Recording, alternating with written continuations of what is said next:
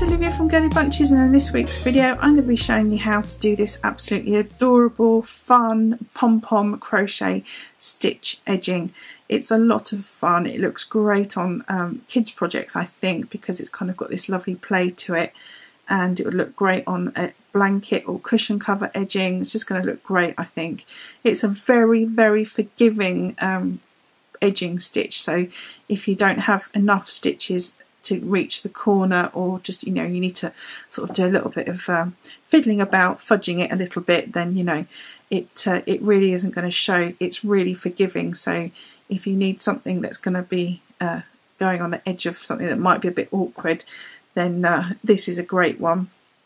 If you're using a granny square or a granny stripe, then this would be, you know, easy to kind of place where to put these locking down stitches. So, you know, just a really great stitch, I think. I will put in the description box down below the blog post link to where I found how to do this, so you can go and check that out. But otherwise, I hope you find this video helpful, and don't forget, in my description box down there I've got lots of links to videos that I think you will find helpful. So I'm going to get on and show you how to do this.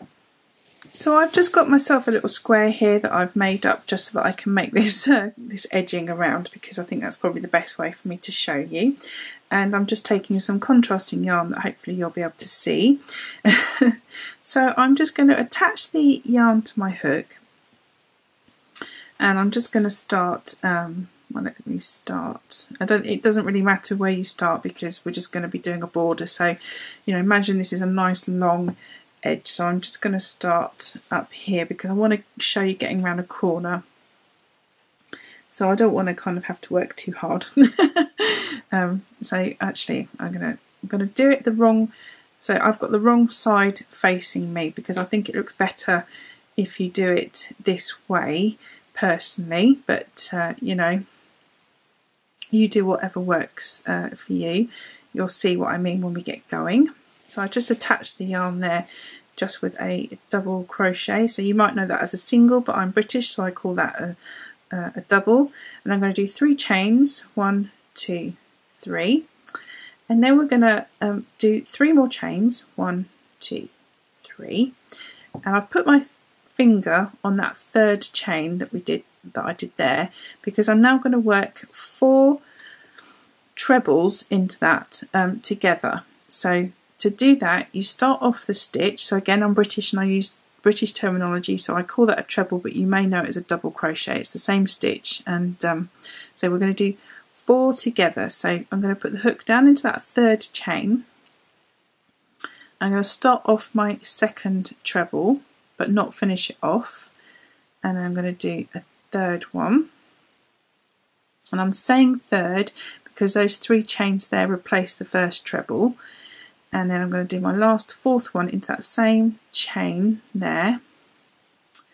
And now I'm going to finish off all 4 by putting the yarn over the hook and pulling it through all of those loops there. Okay, so I'll put in the description box a detailed video on doing a stitch together, so you can do this with any kind of stitch.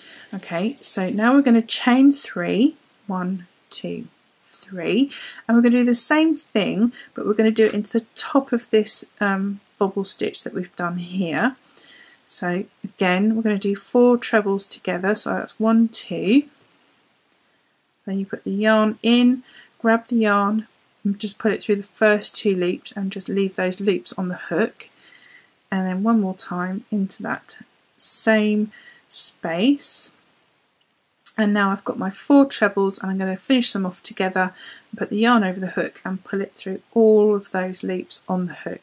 Okay, so we've got something that looks a little bit weird here, but now what we're going to do is we're going to bring the crochet hook down, and into that 3rd chain that we did those first 4 trebles together in, we're actually just going to do a slip stitch. So you just put the hook in, grab some yarn, and you put it through that chain, and you put it through that stitch on the hook, and there is your little pom-pom. Okay, so now we're going to chain 3, 1, 2, 3, and in this case I'm just going to skip 2 stitches, so I'm not going to work that one or that one. So into the third one along, I'm just going to do a double crochet just to lock that down. So if you were doing this along a granny square, you could just by all means do it in between the gaps that you have naturally between of the groups for the granny square. That would work out fine. And I'm just going to take my hook out now, turn that around, and I think you can see that that actually makes a really nice little bobble. And that's all it is. That's just making that little bobble there.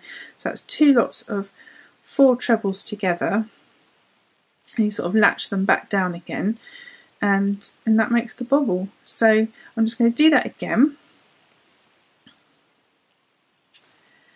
and that is chain 3, 1, 2, 3. And then we're going to do 4 trebles together. So we're going to do replacement treble is 3 chains. Let's get my yarn here, it's getting caught up. And then into that third chain along, so that's 1, 2, 3. Into that one there, we're just going to do 4 trebles together. So you put the yarn in, a hook in, pull the yarn through the first 2 loops, and then repeat that now to make 4. That's 3. And 1 more 4. Finish all those off by pulling the yarn through all of those loops, and then again 3 chains, and then we're just going to repeat that into that top of that bobble that we did there. That's 1, 2. Don't worry about that bit getting big like that. That happens. That's fine. Don't worry about it. And then there's the 4th one, and then yarn over and put it through all of those loops there, and then again we're going to bring the hook down, and into that same place that we started off these 4 trebles, we're going to put the hook through, grab the yarn, put it through, and then put it through that loop there as a slip stitch, chain 3, 1, 2, 3, and then we're going to 1, 2, 3 along, and I'm just going to do my double crochet there. Okay, so I'll turn that around, and you can see we've got 2 bubbles, 2 pom-poms, and you're just going to keep doing that all the way around your project. So I'm going to come back when I've worked a few more of these pom-poms, and I'm going to show you how to get around the corner. So it's difficult to approach a corner, and I've just done a little example here where I've worked my way up. Like I said, I was going to work my way up to the corner, and it did work out that I ended up, you know, naturally in this corner position here, but I just wanted to show you what I did as an example of how to approach it if you're running out of stitches or kind of don't have the right number of stitches, because you know I said that we have 2 stitches in between each of these. Well, here I've actually put 4 stitches in between where I've locked down the bobble, and if I'm honest, if you look at it quickly at a glance, you know, if I move it around, it doesn't actually look much different. So you can approach the corners like this, and it is difficult to kind of always get the right distance between the stitches to make it evenly spaced. You know, I can't advise because I don't know how many stitches your project is going to have, so I can't say, you know, specifically how many stitches you will need across-wise to get an even spacing. And, you know, by the time you've finished a whole blanket, you're definitely not going to have in mind to specifically have a certain number of stitches round the edge to accommodate your border stitch. So it's always difficult to advise. So all I can say is just kind of, you know, this is showing that you don't have to stick to these rules. So I hope that that helps. And, you know, then from here I would continue doing my 3 chains, and my bobble would be here, and then I would lock it down around this corner, so that would bring it around the corner. So unless you specifically wanted to have a bobble on the corner, I think this actually brings it around quite nicely. Anyway, I hope you found this video helpful. If you did, I'd love a thumbs up, and if you haven't subscribed, why not hit that subscribe button down below, and you'll get notified of when my new videos come out. And if you have any questions or queries, please put them in the comments box down below, and I'll try and get to you as soon as possible. Do check out the description box under this video. I think it says show more.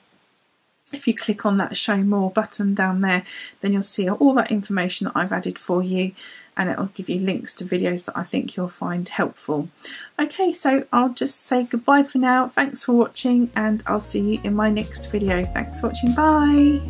Just before you go, why not check out my last video uploaded before this video and click on that box in the middle there. On the left hand side, why not click on that subscribe button, and on the right hand side go and check out my Patreon page if you want to. I'd love it if you did that as well. Okay, thanks, bye!